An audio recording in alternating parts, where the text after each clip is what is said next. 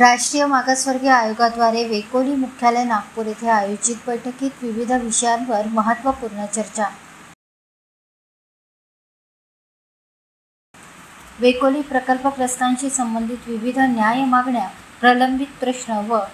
अन्य समस्यांवर तोडगा काढण्याविषयी राष्ट्रीय मागासवर्गीय आयोगाचे अध्यक्ष तथा पूर्व केंद्रीय गृहराज्यमंत्री हंसराज अहिर यांच्याद्वारे वेकोली मुख्यालय नागपूर येथे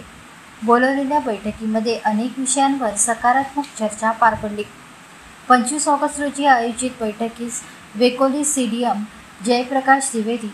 निर्देशक मानव संसाधन डॉक्टर हेमंत पांडे, मुख्यालयातील विविध विभागाचे महाप्रबंधक, ओबीसी व अन्य प्रवर्गातील प्रकल्पग्रस्त शेतकरी बांधव आदी उपस्थित होते। यावेळी कोल इंडिया कोलकाता येथे 10 जुलै रोजी झालेल्या बैठकीतील विषयांच्या कार्यान्वयनाबाबत विचारणा व चर्चा करण्यात आली। जमिनीचे प्रति एकर वाढीव दर, वेकोली रेल्वे सायडिंग बाबूपेठ बिझी रेल्वे लाईनसाठी अधिग्रहित होणाऱ्या नांदगाव पोळे, कडोली, गौरी, मानोली व अन्य ठिकाणच्या जमीन अधिग्रहण संबंधात, तसेच सास्ती, पवनी, गाडेगाव, निलजई, उकणी, भटाळी, एनक, कोलार,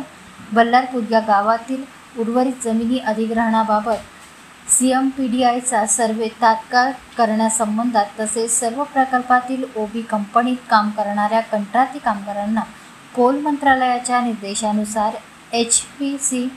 वेतन तात्काळ लागू करणे, स्थानिकांना 80% रोजगार प्रदान करणे, शिवली, धोबे, जेना टाकी, कोंडा, हरदोना, चिंचोली, रिकॉस्ट प्रकल्प येथील अधिग्रहण होणाऱ्या जमिनींना नोकरीसह प्रति एकर आर्थिक मोबदला आवर्जून मिळण्याबाबत आग्रही भूमिका मांडण्यात आली।